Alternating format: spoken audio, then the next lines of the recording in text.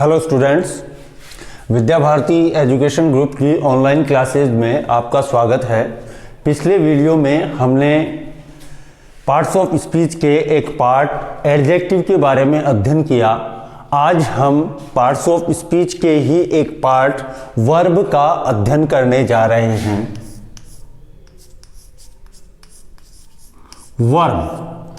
Verb का मतलब होता है क्रिया। अब हिंदी में क्रिया की परिभाषा क्या होती है, क्रिया होती क्या है? कि क्रिया वह होती है जिसके द्वारा किसी कार्य का होना पाया जाए। कि क्रिया किसे कहा जाता है? क्रिया वो होती है जिसके द्वारा किसी कार्य का होना पाया जाता है। जैसे हंसना, रोना, बोलना, खाना, पीना, सोना, ये सब क्या है? क्रियाएं। तो उसी प्रकार अंग्रेजी में भी इसकी एक डेफिनेशन होती है। अब वो डेफिनेशन क्या होती है वो देखिए। The word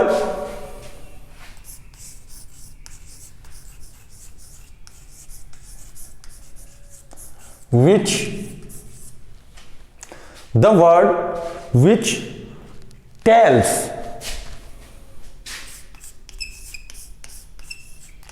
what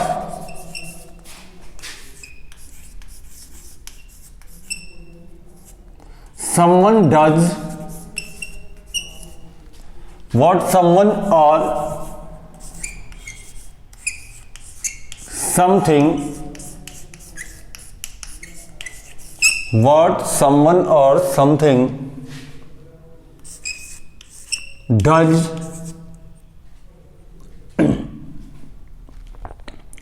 or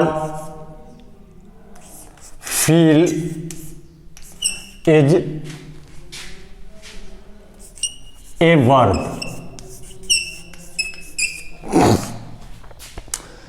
The word which tells what someone or something does or feel is a verb.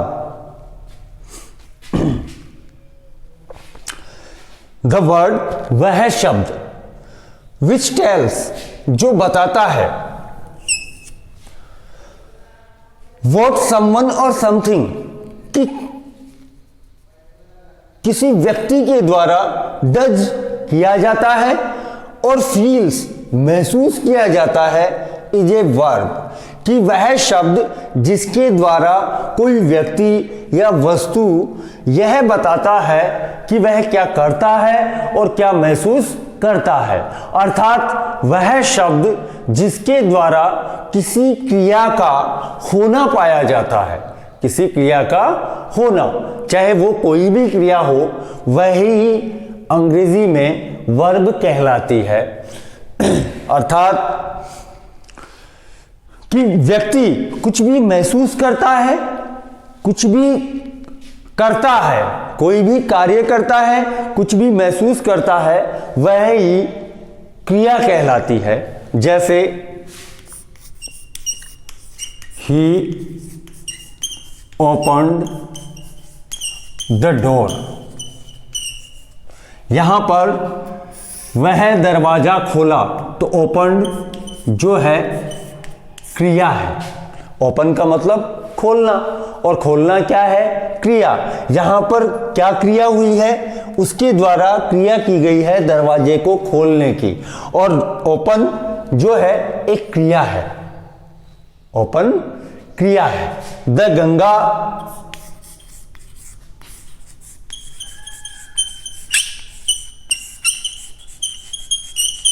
Flows in India,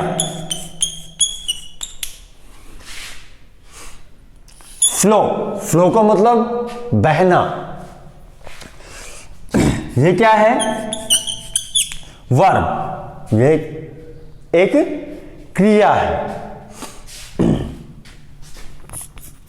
he is a doctor, वह एक चिकित्सक है। यहां होना है कि वह एक चिकित्सक है, तो यह क्या है? वर्ब। अर्थात जिसके द्वारा या किसी वस्तु का या किसी व्यक्ति का क्रिया होना प्रदर्शित होता है वह ही शब्द क्रिया कहलाता है। जैसे एक वाक्य और कर लेते हैं clear. I feel bad about it.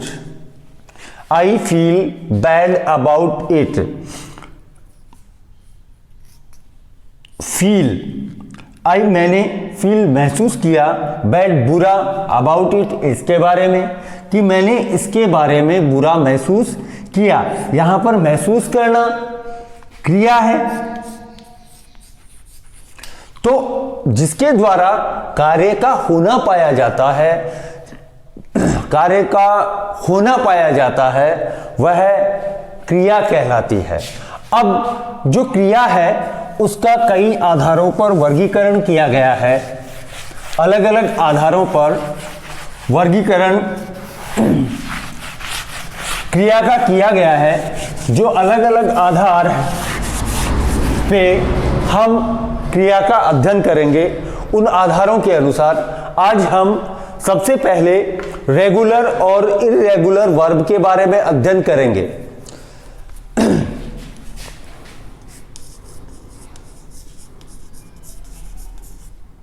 Regular and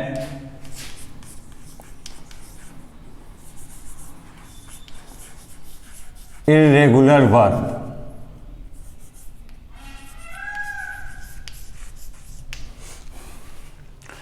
सबसे पहले कि रेगुलर और इर्रेगुलर वर्ब के आधार पर जो वर्गीकरण हुआ है क्रिया का, उसके बारे में अध्ययन करने जा रहे हैं।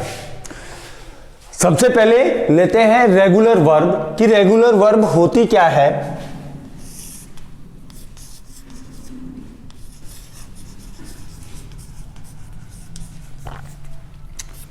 The verb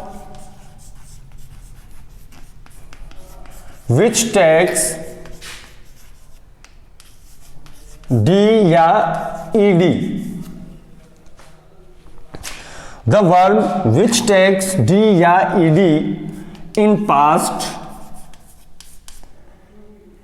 and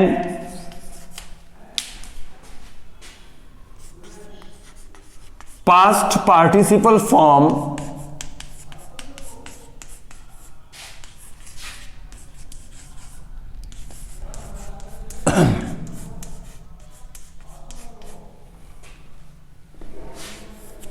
the verb which takes D या ED in past and past participle form is a regular verb। सबसे पहले है रेगुलर वर्ब। द वर्ब वह क्रिया which takes जो लेती है D या ED in past, past form में, and past participle form, past participle form में, अर्थात वर्ब की सेकंड और थर्ड फॉर्म जो होती हैं उनमें जिन क्रियाओं में डी या ईडी लगता है वो क्रियाएं रेगुलर वर्ब कहलाती हैं। उन क्रियाओं को रेगुलर वर्ब कहा जाता है, अर्थात जो क्रियाएं अपनी सेकंड और थर्ड फॉर्म में, पास्ट और पास्ट पार्टिसिपल फॉर्म में डी या ईडी लेती हैं वो क्रियाएं रेगुलर वर्ब होती हैं। जैसे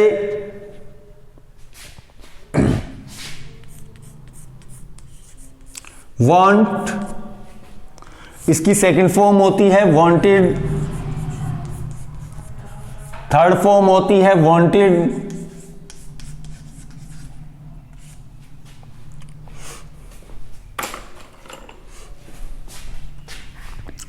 डिसाइड, सेकेंड फॉर्म होती है डिसाइडेड, थर्ड फॉर्म होती है डिसाइडेड।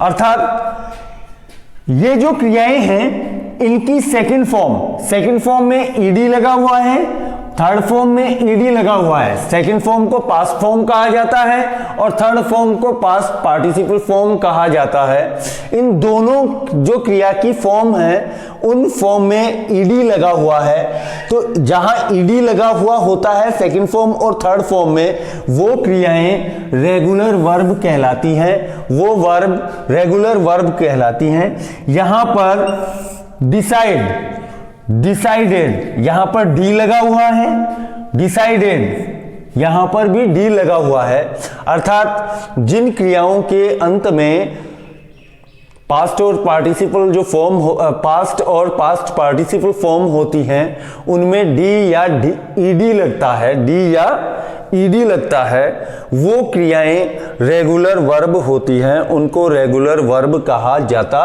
है। अब आती है irregular verb.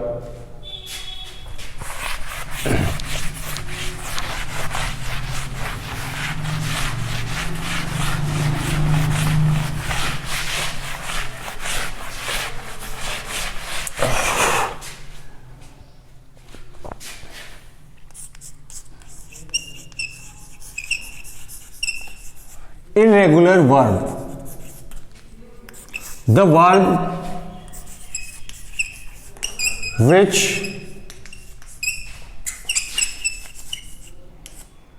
does not take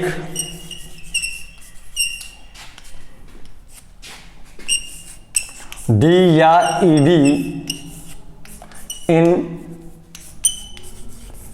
past and past participle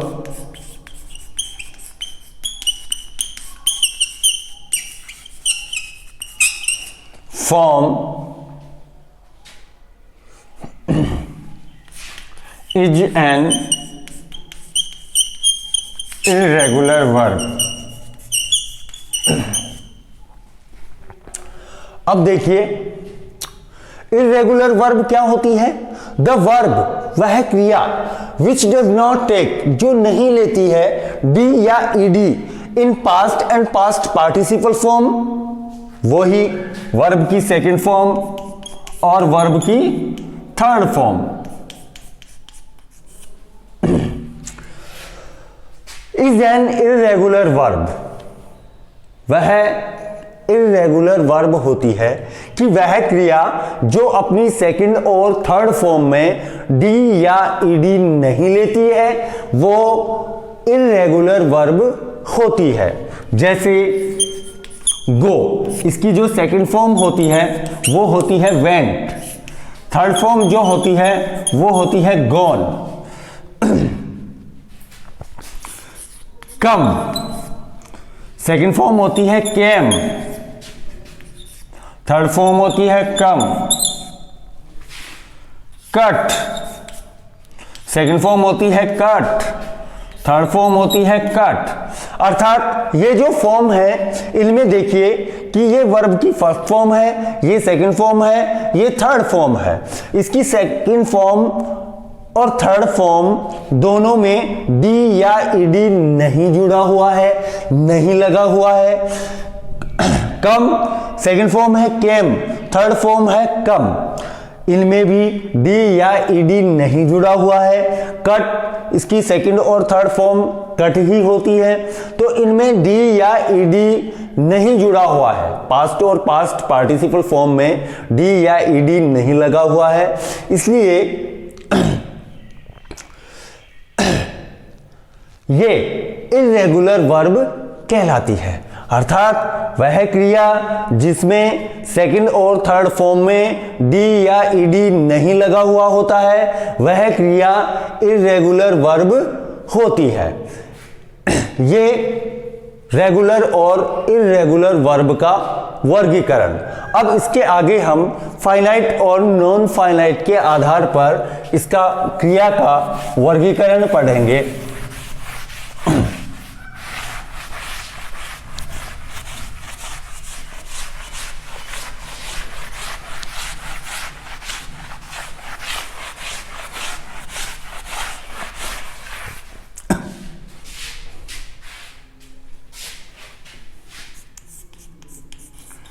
finite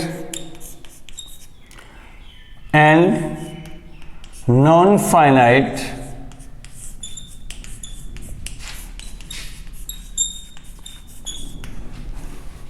finite verb और नॉन फाइनाइट वर्ब। सबसे पहले फाइनाइट वर्ब कि फाइनाइट वर्ब क्या होती है। द वर्ब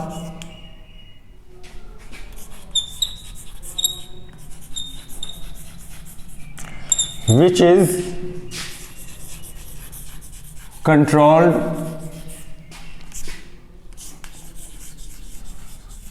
governed by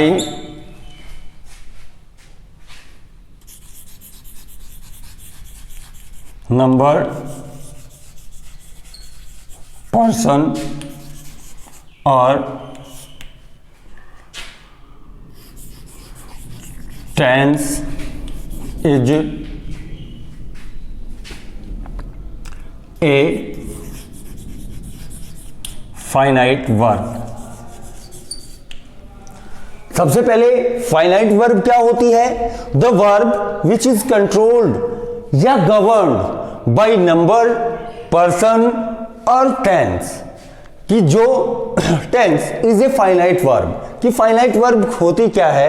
वह क्रिया जो नंबर, वचन, पर्सन, पुरुष,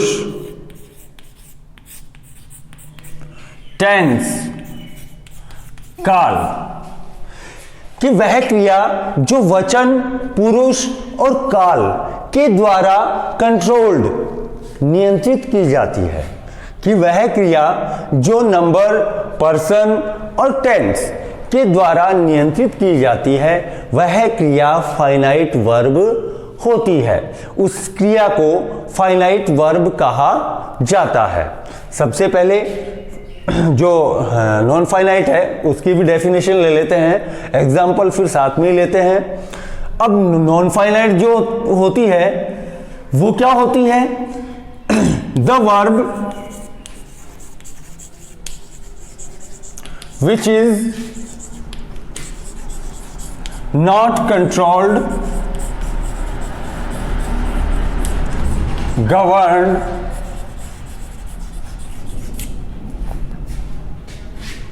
by number, person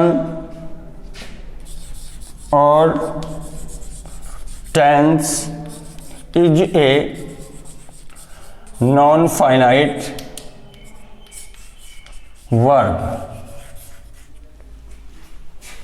अब non finite verb the verb which is not controlled जो नियंत्रित नहीं की जाती है बाय नंबर, वचन, पर्सन, पुरुष एंड टेंस, काल is a non finite verb कि वह क्रिया जो वचन, पुरुष और काल के द्वारा नियंत्रित नहीं की जाती है वो नॉन फाइनाइट वर्ब होती है। अर्थात यहां पर दो चीजें आती हैं कि एक फाइनाइट और एक नॉन फाइनाइट। फाइनाइट वर्ब वह होती है जो नंबर, पर्सन और टेंस के द्वारा नियंत्रित की जाती है, जबकि नॉन फाइनाइट वर्ब वह होती है जो नंबर, पर्सन, टेंस के द्वारा नियंत्रित नहीं की जाती है। अब लेते हैं इसके example.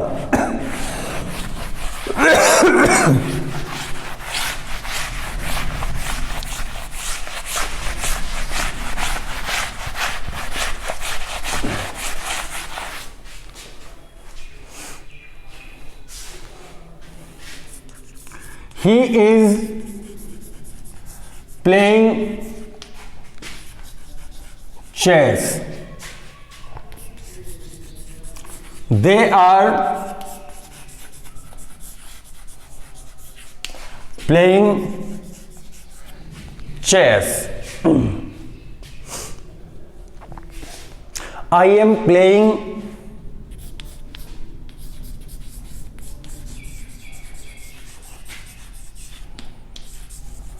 chess. He was playing chess.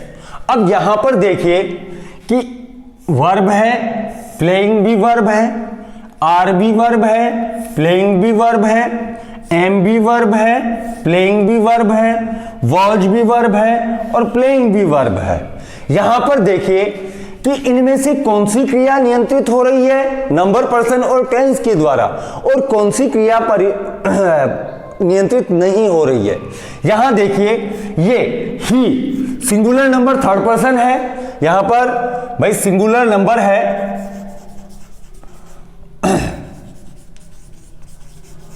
और थर्ड पर्सन है, सिंगुलर नंबर थर्ड पर्सन है। इसके साथ भाई सिंगुलर नंबर है तो वर्ब आ रही है क्या, सिंगुलर की, इज। ठीक है, यहां पर प्लूरल नंबर है तो यहां पर यह वर्ब चेंज हो गई और यहां पर हो गई प्लूरल की वर्ब आर, अर्थात ये क्रियाएं नंबर के द्वारा नियंत्रित हो रही है। लेकिन ये क्रिया ही के साथ भी वही है और दे के साथ भी वही है। यहां पर आई फर्स्ट पर्सन है और उसके साथ एम का प्रयोग हुआ है तो ये पर्सन के द्वारा नियंत्रित हो रही है, लेकिन ये क्रिया नियंत्रित नहीं हो रही है। यहां पर ये टेंस के द्वारा क्रिया नियंत्रित हो रही है, वॉज का प्रयोग पास्ट टेंस में किया जाता है तो ये सिंगुलर नंबर थर्ड पर्सन है, लेकिन टेंस पास्ट होने के कारण यहां पर वॉज का प्रयोग हुआ है तो ये टेंस के द्वारा नियंत्रित हो रही है। लेकिन ये क्रिया जो प्लेइंग है वो नियंत्रित नहीं हो रही है, अर्थात इज, आर, एम और वॉज ये क्रियाएं जो है वो नंबर, पर्सन और टेंस के द्वारा नियंत्रित हो रही है, जबकि प्लेइंग जो वर्ब है वो नंबर, पर्सन, टेंस के द्वारा नियंत्रित नहीं हो रही है। तो ये इज फाइनाइट वर्ब है, आर फाइनाइट वर्ब है, एम फाइनाइट वर्ब है, वॉज फाइनाइट वर्ब है कि जो क्रिया नंबर, पर्सन और टेंस के द्वारा नियंत्रित होती है तो ये क्रियाएं टेंस, नंबर, पर्सन, टेंस के द्वारा नियंत्रित हो रही हैं तो ये फाइनाइट वर्ब हैं, जबकि जो प्लेइंग वर्ब है वो नंबर, पर्सन, टेंस के द्वारा नियंत्रित नहीं हो रही है, इसलिए ये नॉन फाइनाइट वर्ब है।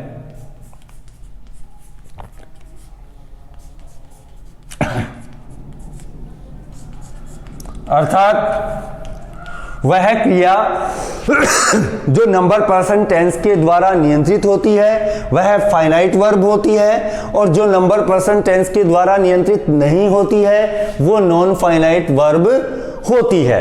यह हो गया फाइनाइट और नॉन फाइनाइट का वर्गीकरण। अब इसकी कुछ कंडीशंस होती हैं फाइनाइट और नॉन फाइनाइट की, वो देखिए कि वो कंडीशंस क्या होती हैं।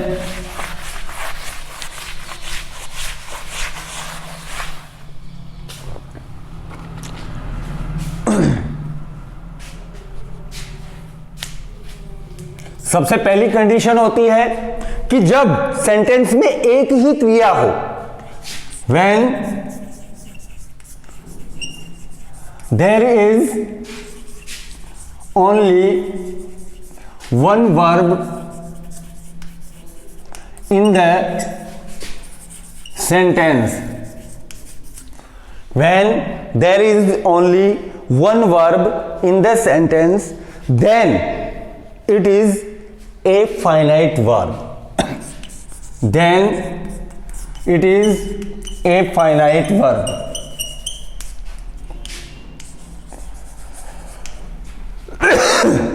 कि जब वाक्य में केवल एक ही क्रिया हो, जब वाक्य में केवल एक ही क्रिया हो तो वहां वो फाइनाइट वर्ब होती है। अर्थात एक वाक्य में एक ही क्रिया हो तो वो फाइनाइट वर्ब होती है। अब when there are more than one verb, when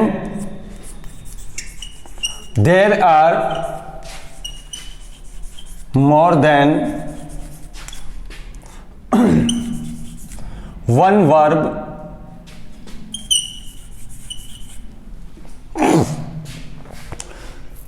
when there are more than one verb in a simple sentence,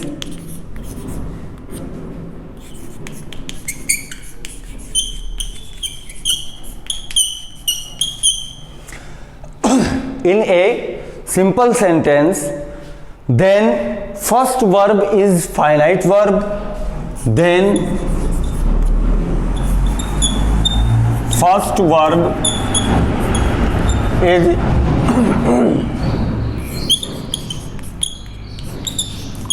finite verb and other are non-finite verbs, and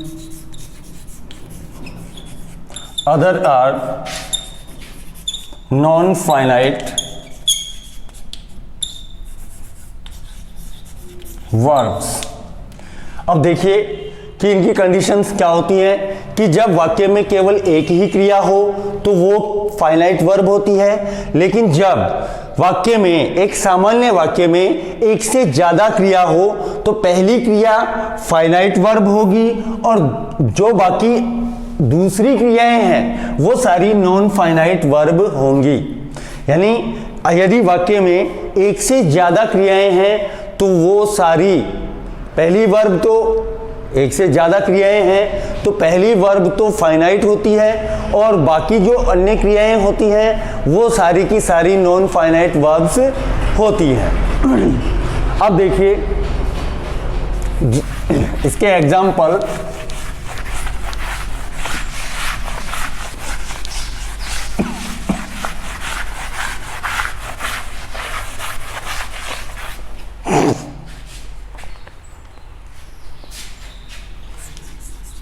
he has been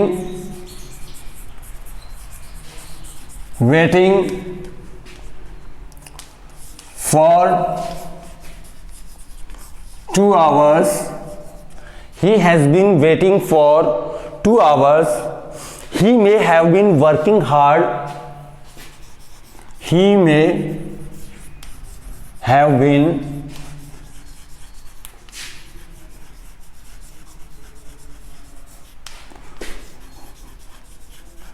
working hard. He may have been working hard. She may have been being she may have been being harassed by the police. She may have been being harassed by the police. अब देखिए first verb यहाँ has है, यहाँ मे है, यहाँ मे है, दूसरी verb been waiting, दूसरी और तीसरी वर्ब है हैव बीन वर्किंग, ये दूसरी तीसरी चौथी वर्ब है हैव बीन बीइंग हरास्ड, दूसरी तीसरी चौथी पांचवी वर्ब है। तो यहां पर जो वाक्य हैं उनमें एक से ज्यादा क्रियाएं हैं, यहां पर जो वाक्य हैं उनमें एक से ज्यादा क्रियाएं हैं। तो यदि वाक्य में एक से ज्यादा क्रियाएं हो तो पहली वर्ब होती है फाइनाइट, पहली वर्ब होती है फाइनाइट एफवी, और अदर जो वर्ब्स होती हैं वो सारी नॉन फाइनाइट वर्ब होती हैं एनएफवी, एनएफवी। पहली वर्ब फाइनाइट, दूसरी नॉन फाइनाइट, तीसरी नॉन फाइनाइट, चौथी नॉन फाइनाइट। पहली वर्ब फाइनाइट, दूसरी वर्ब नॉन फाइनाइट, तीसरी वर्ब नॉन फाइनाइट, चौथी नॉन फाइनाइट, पांचवी नॉन फाइनाइट। अर्थात एक से ज्यादा वर्ब होती हैं तो पहली वर्ब फाइनाइट होती है और बाकी अन्य जो क्रियाएं होती हैं वो सारी की सारी नॉन फाइनाइट वर्ब्स होती है। अब देखिए कि जो नॉन फाइनाइट होती हैं वो कौन सी क्रियाएं होती हैं?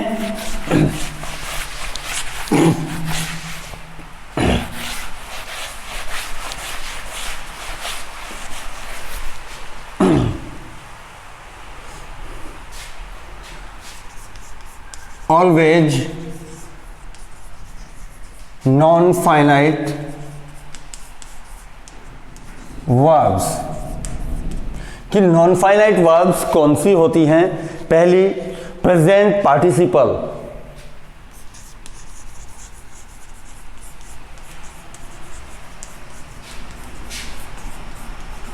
जो प्रेजेंट पार्टिसिपल फॉर्म होती है वो होती है वर्ब की फर्स्ट फॉर्म प्लस आईएनजी। ये जो होती है हमेशा नॉन फाइनाइट वर्ब होती है। दूसरी होती है पास्ट पार्टिसिपल।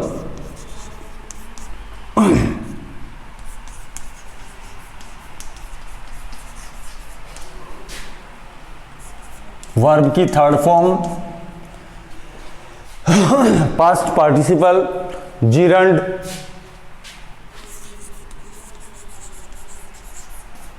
वर्ब की फर्स्ट फॉर्म प्लस आईएनजी और इंफिनिटिव।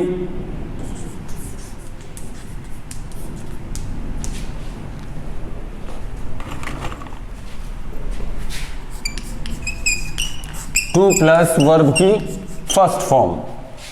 ये जो क्रियाएं होती हैं ये ऑलवेज नॉन फाइनाइट वर्ब्स होती हैं। कि प्रेजेंट पार्टिसिपल जो होती है हमेशा नॉन फाइनाइट होती है, पास्ट पार्टिसिपल जो होती है नॉन फाइनाइट होती है, जिरंड जो होता है नॉन फाइनाइट होता है, इन्फिनिटिव जो होता है वो नॉन फाइनाइट होता है।